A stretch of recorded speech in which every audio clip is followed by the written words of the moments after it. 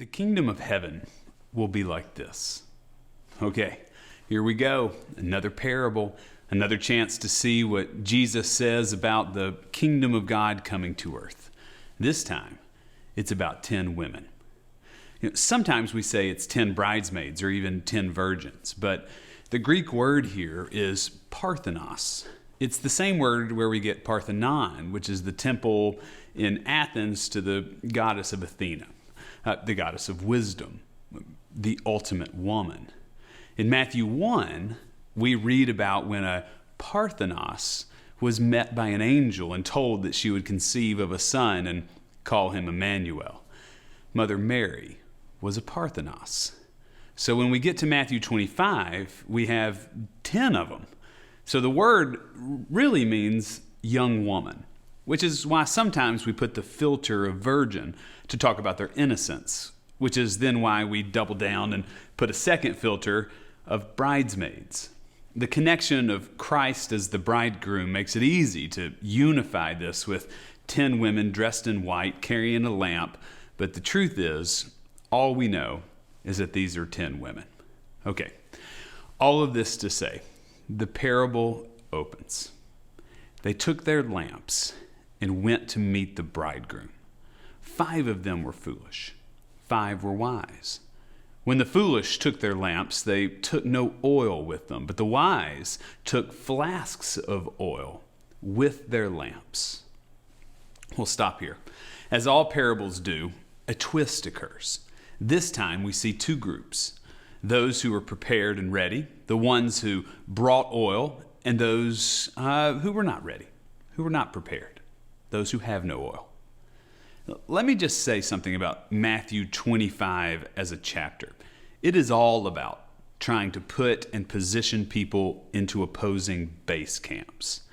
Today, it's the 2 group of women, the ones who have oil and the ones who don't. Next week, we're going to read about the parable of the bags of gold or talents, 2 base camps again. And then the following week, we're going to read about the parable of the sheep and the goats, 2 base camps again. You can't read Matthew 25 without seeing this divide of humanity. 2 base camps. One is prepared. They do what's needed. The other is close. It has access to all the resources of the first, but it just doesn't pull it all together. There's something missing with this group, which means the first major question for us becomes, what base camp are you in? Before you answer this, there's a bit more detail we need to unpack together. So back to the story, we'll jump in at verse 5. As the bridegroom was delayed, all of them became drowsy and slept.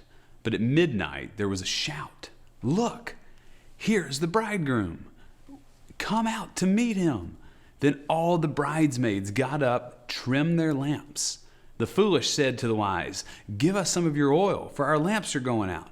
But the wise replied, no, there will not be enough for us, for you and for us. You had better go to the dealers and buy some for yourselves. All right, we'll stop here. You really need to sit and to play with this scenario. Put it in your mind and position yourself in different ways. Think about the story. But be careful not to say that the bridegroom comes only for the prepared. That's not true. The bridegroom arrives for everyone. The ill-prepared saw him just like the prepared did, but they didn't have what was needed to follow. Think about that. And this is what I can't shake about the parable. There's a second journey that's demanded. All 10 journey to the place to meet Christ, but then there's a second journey they're asked to take, and they need oil. Think about it like this. We all have this story of how we originally met Jesus, a call story, a baptismal story, a story in which Jesus comes to us and we're overwhelmed by God's love. It wakes us up in the middle of the night. Look, it's the bridegroom. The same is happening with these 10 women. It's as if the parable is saying, but that's not the most important part. That's not all there is to the Christian faith. The kingdom of heaven is coming, transitioning, and we have to take a second journey. We don't just pray a prayer and call it quits. We don't just accept a personal salvation and then phone it in. There has to be a second journey. And you're going to need oil to make it. As Christians, we're co-laborers with Christ. We're supposed to be all about building a better world with God, and we have to keep our lamps trimmed and burning, which is why I think the political world we're in is so polarizing. We have two base camps that disagree on what it means to journey this American dream.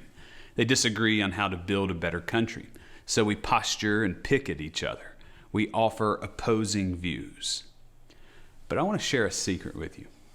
American politics is not what this second journey is about. The bridegroom has something way more important for us and way more majestic than what politics can provide. I don't mean to say what's happening in our country right now with the election and with politics is bad. But what I am saying is that Christ calls us Christians to a more perfect, a more important journey, one in which we are co-laborers in bringing the kingdom of heaven to earth so all people can meet and experience and then journey with God. You know the epic story, Homer's The Odyssey? King Odysseus travels through crazy obstacles to get back home. I'm going to spoil the ending here. It's a hard, terrible, challenging journey for him, but in the end, he makes it back home. But that's not how Homer ends his epic. The last chapter, Odysseus goes on a second journey. He accomplishes this great return, but then he goes out again. There's something really true about this for us Christians and in this parable. Getting face to face with the bridegroom is very important, but it's not the end. There's a second journey to take, one in which brings the kingdom to people, brings love to people and justice to people, one in which you need oil to light your way. I'll stop here and let you play with the ins and outs of this story. There's so much more that could be said and broken apart. Start by asking yourself, which base camp are you in? In what ways are you prepared to make a second journey? There's no real wiggle room here.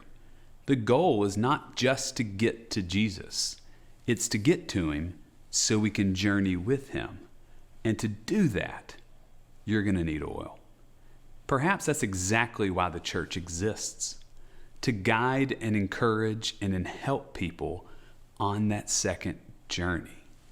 What if the church was meant to be about the second journey? How we help bring the kingdom of heaven to earth. It's something to think about.